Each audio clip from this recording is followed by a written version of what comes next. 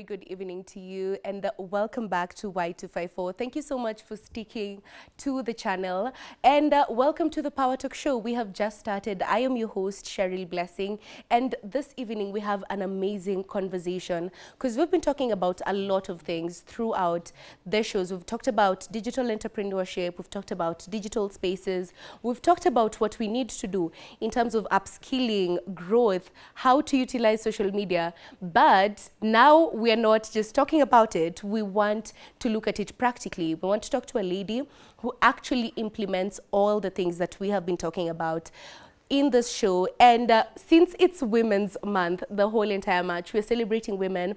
I want to highlight Idah Arunga, because she is a digital entrepreneur, and she owns a business that you've been marketing. She uses platforms like TikTok and social media to market her business. Karibu Idah, how are you doing? Thank you so much. Asante sana.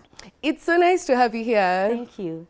I love having women because obviously, as a woman myself, I love celebrating other women. And the one thing that I love about your story is it's a practical example of so many topics that we've been talking about, including last week. We're talking about overcoming challenges in terms of now when we look at the economy and the state of, the jobs, lack of industries. Now, kuna so many times we talk about starting businesses, being entrepreneurs, but now we have a practical example of someone who's done it, and we're going to get some gems from Idah on the journey in case you want to get into that and you don't know what to do. And we use TikTok, we use all the social media platforms mainly for entertainment. Now we want to look at the flip side, how we can integrate entertainment and business. So I want to engage with you as we continue with this conversation. Do that by going to our platforms across all social media platforms at Y254, that's the handle. And we have asked you a question. We want to know, how can you tell a real from a fake business? Just tell us your experiences, because sometimes the perception is online businesses, we get people who are genuine and sometimes people who aren't genuine. So go on our platforms and let us know how you're able to vet and what are your experiences perhaps with this different situations. So we want to talk to Idah, who's done it. She has a business. So let me throw it to you. Tell us about yourself, who you are, what you do on social media, and perhaps how long ago you started your business. My names are Idah Maureen Arunga, but my company's name is Paida Outfits, and recently we introduced Paida Mtumba Bells. That is where I work.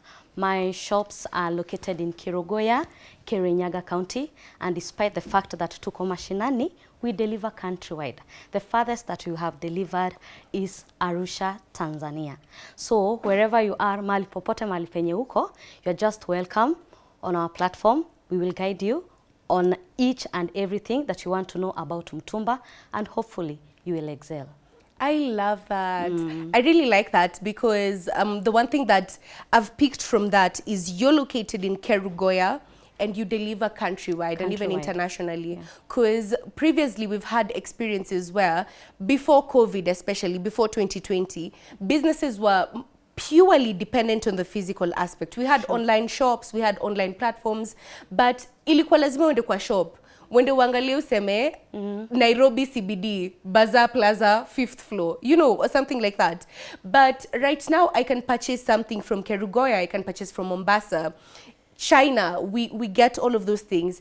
And the business has expanded a bit more due to COVID happening, and people shifted towards the online platform. So I want to know, how long ago did you start Paida? Yes, Paida. How long ago did you start the business, and when did you even get the idea to start? I started in 2023, mid 2023. That is November. I was in employment, and I really wanted to know how one can do his or her work when she's just a CEO. So I was in employment, but I really wanted to be on my own. So I decided I can start with Isili. I went to Isili, I picked some few pieces, and I started my work. But unfortunately, haikupik vile ilitaka. So nilidrop, nikarudi tena employment. I did not lose hope. I started again. This time round with mtumba. I went to Gikomba. I picked some few pieces of rompers because my work is purely on rompers. Sana sana, hizo ndio watu zenye, hiyo ndio kitu yenye watu walifanya wakanijua na rompers. So I picked few pieces from Gikomba na nikaanza kutandika. I did not even have a shop. Nilianza tu kutandika. Though ningeweza kupata hiyo shop. But sasa I wanted to know my graph or my growth. Nikianzia chini, will I be up there ama kutaenda aje? So I started hapo chini. Nikitoka job naenda natandika pale chini. Nilikuwa natandika place inaitwa Kitchen City. So nilikuwa natandika hapo. That is where I started. Natoka job jioni naenda natandika hapo. Unfortunately it picked well. So I decided why not have a shop? Yeah. Because at that time I did not have so much followers, but I used to sell through TikTok at times. I did not have so much followers. Someone could ask me, Paida, nitashop aje kutoka kwako na naona uko kwa nyumba. How sure am I that I will get my items? Yeah. Ukipotea na pesa yangu, nitakupata wapi na naona unauzia kwa nyumba. So I decided, let me have a shop. But I started with a small shop. The rent was only 4,500, I guess, during that time. And it picked so well, and now we have 3. Yeah. That's amazing. Thank you. And just for clarification, there are people who don't know what rompers are. Unajua, we have male audiences, sometimes even. Mtu anashindwa anajua tu dress, skirt, top. So what is a romper? Romper. Katoto kakizaliwa, kuna hawezi akavaa jeans. Si ndio? Yeah. So unamvalisha hako ni nguo ya kutoka. Ni kama ka one piece. Yes, kutoka juu hadi chini unafunga tu zip. So na mahali penye nilikuwa hazikuwa sana. So I decided let me just start with this one because it's something that it's not there. It wasn't. It wasn't. And I want us, let me put a pin on that because I want us to circle back to that because you're saying to bring about the area of specializing in a particular skill, a particular field. But starting from 2023, umesema hapo katikati, ulianza na bizia Isili. You'd source from Isili, alafu unaenda kuuza. Ulikuwa employed. So your time ukianza, uliacha employment ndio karudi because I think nilikuwa bado employment. Ehe. Ujue mtu akitaka kufanya kitu aachangi kazi hivyo. So I decided part time let me be selling new clothes. Yeah. So maybe on weekend I could rush to Isili, pick 1 piece, 2 piece, 3 piece and then nikakuja nikapata ka shop kadogo tu tena, nikakuja nikafungua tena hizo nguo mpya. Na sasa at what point sasa ndio ukawacha sasa employment? Juu hata venye ulianza hii ingine ya mtumba na ikaanza kupiki kidogo, bado ulikuwa employed for some time. Yes. At what point did you feel like business sasa imeshika, profits zina make sense, I can comfortably sit here and be okay without relying on a salary to maybe sustain myself? I had so many walk-ins wakati nilikuwa nimeamua sasa let me have a shop. I had so many walk-ins, I had so many online clients, so it wasn't easy to manage both employment and my work. So one was going down and the other one was. So I decided let me just quit and start something on my own. But it wasn't difficult. It wasn't easy for me to resign. There is always that fear. What if I don't get? What if it doesn't go well? What if, and I had nilikuwa nimezoea ako kamshahara kamisho wa mwezi. Consistency ya ukijua 26 pesa inaingia. Yeah, so nilikuwa nimezoea what if ikose kupik. Yeah, but sasa I had so many walk-ins. Wakati nilikuwa naenda kutandika wamama walikuwa wanajaa wengi sana hapo. And I decided let me just follow my passion. Yeah. And now that umeanzisha shop yako, I like that. Napenda the journey that umetupatia because genuinely you ina highlight so many stories zenye tumekuwa tunaongea because mara nyingi tukisema tunataka kuanza biz, we say kama uko employed, stay employed. Make sure imeshika ndio uanze and then start small. Usianze tu unataka kwenda sijui Galleria una set up shop na ni 40,000. Sasa hiyo huna hata client base. So you've said you started small. You used to unaenda unatandika place flani. Sure. Unasema okay, since this is what I can sustain myself with, because you're trying also to cut expenses, especially when you're just starting a business. Una try kukat hizo expenses extra. So ulikuwa, how were you even prioritizing? How would you say this is going towards bill yangu, this is going towards maybe if I need to pay Kanjo or someone or something around you, and then this is going towards even the digital marketing, because sometimes unaweza post alafu you need to push your page. So how are you allocating your finances, especially when you're starting out? Because sayo mara nyingi I'm sure income inaingia, but hiyo yote probably inaenda back to the business, so you need to prioritize on the major things. Sure. How are you doing that and making sure ume focus on the most important things? Fortunately for me, I have a supportive husband. Alinilipia rent for 6 months kwa hiyo shop yenye nilianza, and he bought me the first 6 bills. So, and it picked so well. So, na aliona kabisa hiyo kazi imepick. So, hata nikienda down nikimwambia, nataka unisaidie to buy these bills, he will definitely buy, because he's already seeing the fruits. Yeah. The fruits of my work. He's already seeing. So I had a supportive husband. I cannot say that he never supported me. He supported me fully, because hata hiyo mshahara kidogo nilikuwa napata mahali penye nimepata, it could not sustain me. Yeah. It couldn't. Na sasa, does it help? Because that's very fortunate. We love that. And actually, ladies also learn from that.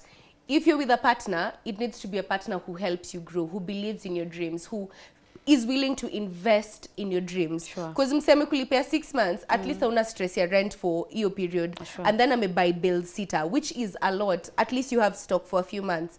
So get people who invest in your dreams, first of all, even for vice versa, even with the men. But now, let's imagine someone is single. They're probably just starting out. Would you advise them to maybe get a loan, ama akwe na saving kwanza ndio afike point yenye anajua neza lipa rent hata maybe 3 months ndo rent isikuwe inanipatia issue, alafu ni buy maybe bill moja mbili. What financial strategy would you advise someone who's probably just doing it on their own? They don't have parents to support them, they don't have a support system. Sure. Ni hao tu, it's just them against the world. What will they do? First of all, never take a loan to start a new business. You know, it's a no, because you might not know how the business will be, because loan hawata kungojea wakijua ati leo uende waambie the business did not pick well, wakuambie sawa usilipe hii mwezi, lipa next month. No, the bank will not understand that. So never take a loan to invest on any new business. Number 2, always start small.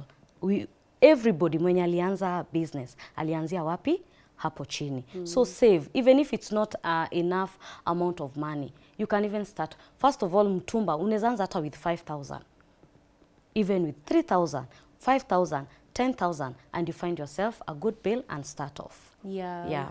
I like that, because unajua watu wengi wanaona wacha nichukue loan alafu hii pesa itakuwa imesharudi.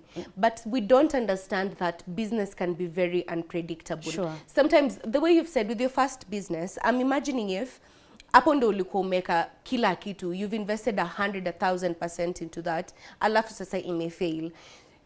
If you have taken a loan, it's going to be hard to recover from that, because sasa uko na hiyo pressure ya busy imefail, unafaa ulipe hizi loans, na inakuongezea ma stress, because I think the reality of not being financially free and having to pay someone else for you to feel like napumua hii mwezi ya wakuji kuni auction, it's a luxurious feeling that we take for granted. But sasa your state, na imagine ndio sasa uanzishe the next business, people get discouraged. Sure. If I've started this, I've put 1,000% into it, and I've seen other people being successful in the same. So mtu labda anajiuliza mbona busy yangu ndo imefail, mbona ni mimi? So mtu mwenye ako discouraged after you busy imefail the first time, what happened? Were you feeling like, oh my god, I just need to give up? Or what kept you going? What made you decide, okay, this hasn't worked, let me try something else? I came into a conclusion that I realized kama mwenye alikuwa ameniajiri, if at all ange give up, ningekuwa nafanya kazi wapi? Una get? Yeah. Mwenye alikuwa ameniajiri during that time, my CEO during that time, if he had sat down and said, the business is not picking well, let me just do away with it, ningekuwa napata wapi do, ama ningekuwa napata wapi salary? So I decided new items are somehow expensive, new clothes are somehow expensive. Let me deal with mtumba. It is much cheaper, and people are used to it. Like for example, you cannot have a closet full of new items, full of new clothes, right? Definitely kuna mahali penye utaenda uambiwe hii nguo ni mtumba, useme are you for real? Yeah. Is this mtumba? Kuna mtumba safi kabisa. So I decided, let me just do with mtumba, and sana sana kids. Kids do well a lot kabisa, and ladies items, they do well. So for me, I decided, wacha nianze na watoto kwanza. Ikipeak, I will know what next. So I decided to do with kids. Right now, I'm doing so many things. I'm doing carpets, I'm doing doormats, I'm doing beddings, I'm even selling bales myself. Una get? Yeah. So if I had given up during that time, niseme, to hell, it is not working.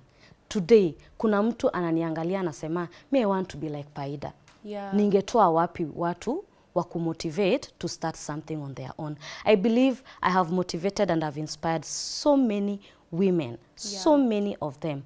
And I can confidently say that some of them get something get our bread every day's bread, because if Paida managed, I can also manage. Yeah. Yeah. I love that because I think that's a different perspective than anything I've had before.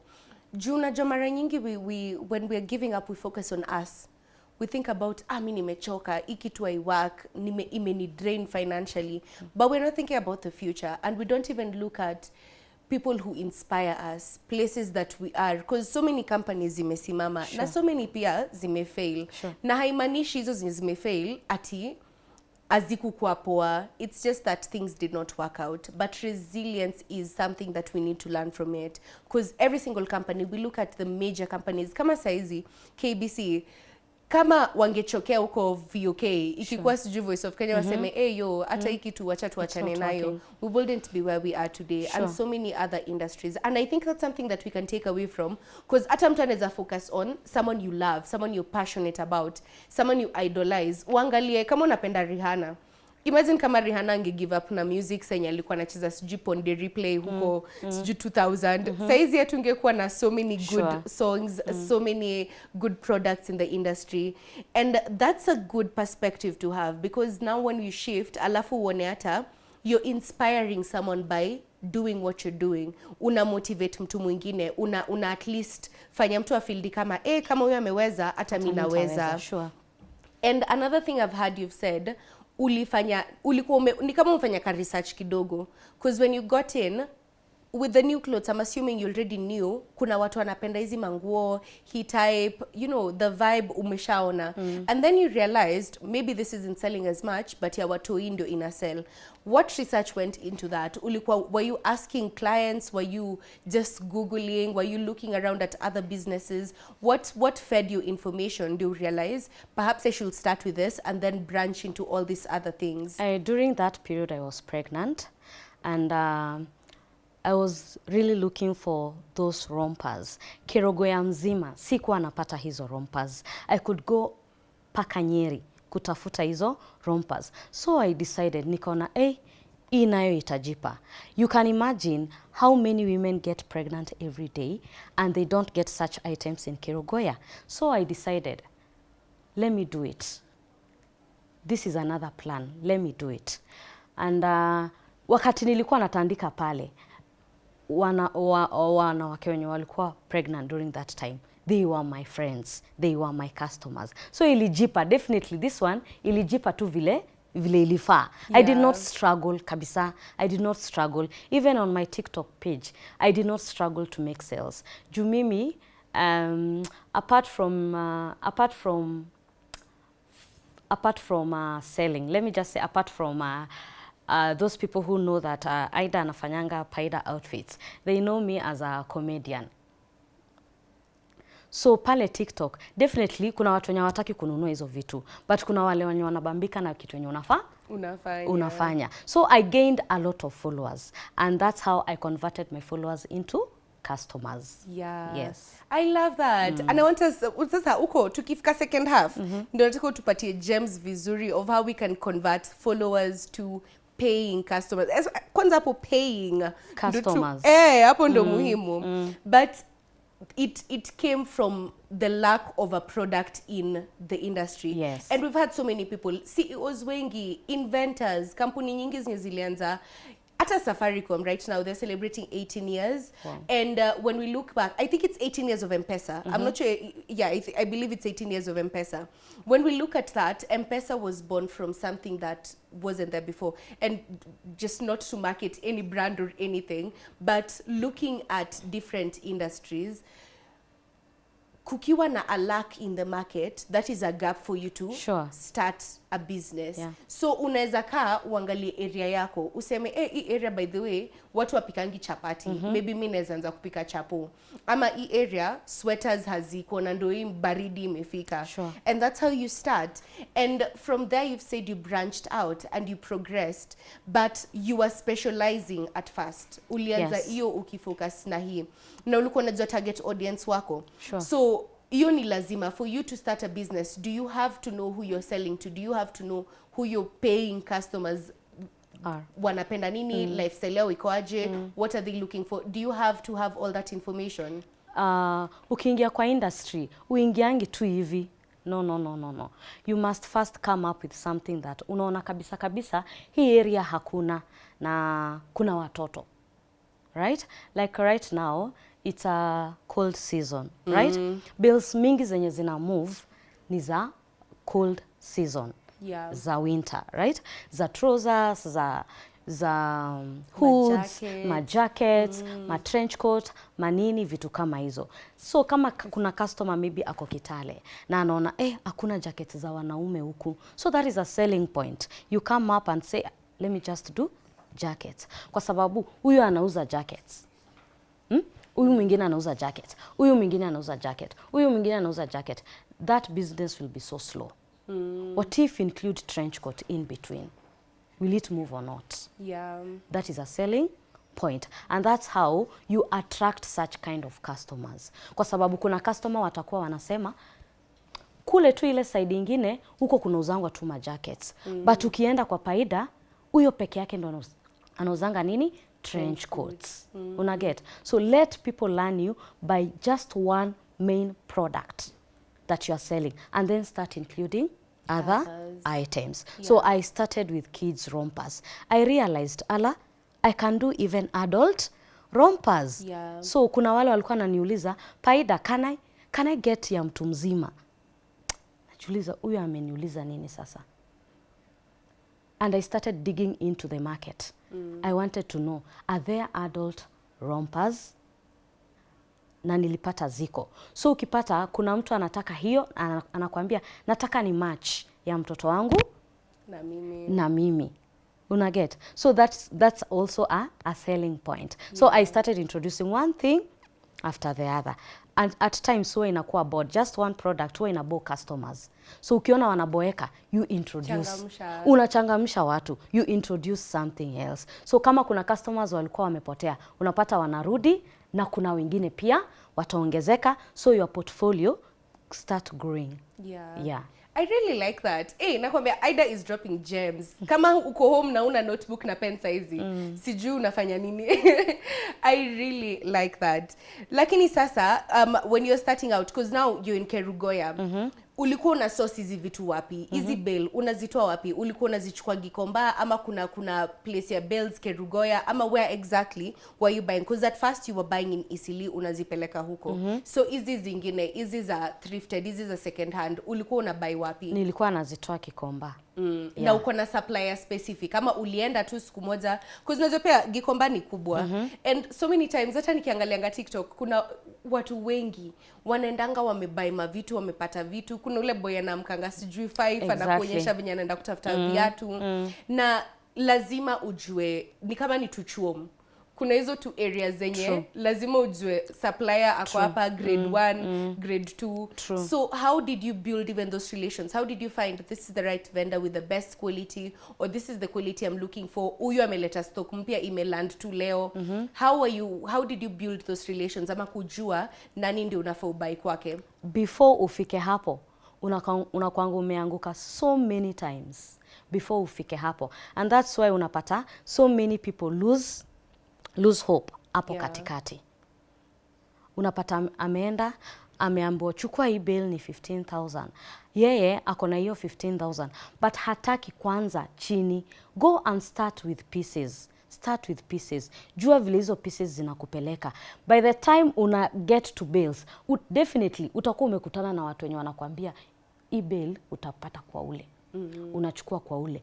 After kuchukua kwa huyo, ukienda tu hivyo, utapata huyo anachukua kwa huyo. Inakuwa ni kama ka cycle.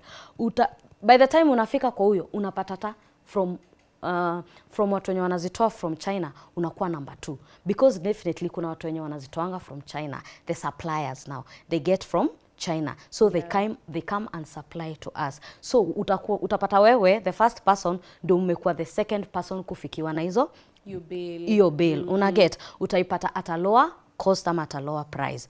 Because kama hujajua, utapata hiyo bale imefikiwa na mtu wa 6, sasa unainunua kama the 7th person, unapata imekugonga vibaya sana, in that hata ukifungua you won't make profit.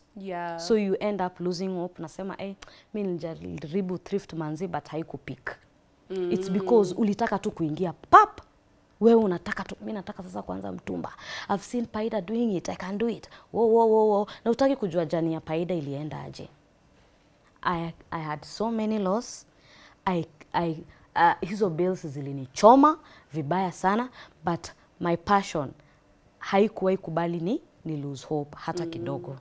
So basically ni kama una formed relations na mtu mwenye anakuuzia. Exactly. Does that mean you have to keep going to the same person? Ndio maybe umse siku moja tuseme na baingi kwa mama nani. Mama nani aniambie, by the way, hata mimi nanunuanga kwa nani. Alafu sasa unaenda una form relations.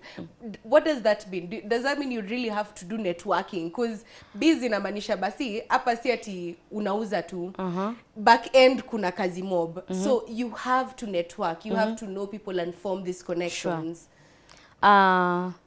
By the time nimenunua kwa mama nani, definitely kuna kuanga na marafiki around. Wewe ulinunua kwa nani? Hiyo bale ilitoka aje? Anakuambia mimi nilinunua kwa mama nani. So next time nitanunua kwa mama nani nione. Unaget? So tena huyo mtu ataniambia ulinunua wapi kwa hiyo bale. Inakuwa ni kama ka cycle. Mnaenda hivyo mkijuana. And then you find out that in mtumba industry mnajuananga nyinyi wote. So you find out hata mkienda mkichukua bills mahali fulani, mnakuta hadi huyu anachukuanga hapa. Hadi huyu mnajikuta in one. Sasa hapo ndo unajuanga yenyewe mimi nimemake it. Kama hadi ule mwenye namuonanga kule anachukuanga hapa na tumekutana na yeye anachukuanga hapa, inamaanisha now I'm in the right direction. I like that. And obviously that takes time. It takes time. Build resilience, consistency. Na unajua pia venye unasema it takes me back to our question of the day, which the question that we're asking is, how do you tell apart genuine versus ingenuine shops and businesses online? Because kuna scammers wengi sana. We were even talking with my producer about vitu kama hata electronics, sengine hata furniture. Kuna mse mwenye ako hapo anakuambia vile ako na furniture store, lakini anapost vitu za Nigeria.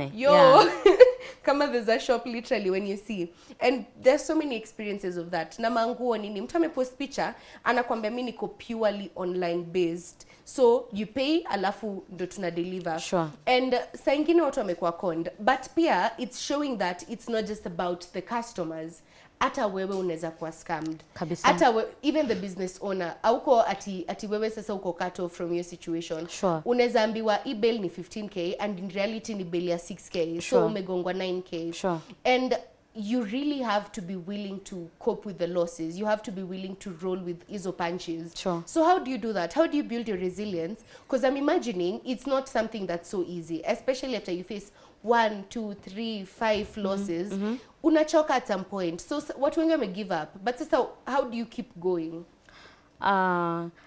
If you're passionate about something, I'm very sure you'll never give up along the way. However much you'll fail, however much losses you'll make, you'll never give up until you see yourself at the top. I like that. You will never give up. Na hiyo ni passion. Let's underline the word passion. Usiuze mafuta kwa sababu nimeona Cheryl anauza mafuta. Naona, usiuze mtumba kwa sababu umeona Paida anauza mtumba. What are you interested in? What is your passion? Unaget? Kwa sababu unaweza kuwa ukiuza mafuta and you're not passionate about it. And then unashindwa huyu vile ana create video zake kule TikTok zinabamba. and then unataka kumkopi vile anafanya without knowing yeye passionate yake iko huko. She's not struggling to make contents, she's not struggling ku create hizo content each and every time. Hapana, ye content yake inakuja tu naturally na inakuja kama imepick. So wewe uko hapo unangangana and then at the end of the day you do what? You lose hope. Yeah, you lose hope, you lose focus. Utaanza kusema ni kama sasa unaanza kujiblame wewe mwenyewe. I used a lot of money, haikupick, let me try something else. Are you trying something else because you're seeing someone else doing the same thing? Or is it something you're truly passionate about? Na maybe ungeenda mahali upike chapati, it could have picked very well. Yeah. And I think that's a good advice for people to understand, because cut across every single field. Unajua hakuna venye mimi nitenda ati mimi nataka kuwa daktari na siko passionate about medicine. I'm not passionate about helping people to heal and treat them. It's the same with maybe even in my industry. Hakuna venye mtu atasema mimi naenda tu kukuwa presenter na hayuko passionate about it. You may be able to do it, but will it give you fulfillment? Kuna hiyo kitu, because I think saying uko passionate about something, regardless of kukwe na failure, unaamka unasema tuendelee, because at the end of the day, this is something I truly love. But if you're not, it's very easy for you to give up. Utasema, wacha tuachane naye, on to the next. Nini ingine naweza pick up? And so many people sometimes tunafanyanga vitu bila consider what we love, what we're passionate about, and we don't really think about the long-term effect of that. And another thing I've heard from your story is, kuna mtu aliuliza, wewe unauza kwa nyumba, nitakutrust aje? And so many times people don't trust online shops because there is no physical location where in case umeniscam nitakuja niseme hii shop ilikuwa B5 Imenti House, you know, hiyo ilikufanya ikakumotivate sasa ukasema acha nitafute space yangu ndio mtu aseme nitaka kuja kwa shop, unaambia okay tuko Kerugoya place flani shopping center kuja. It plays a role for you to have a physical shop.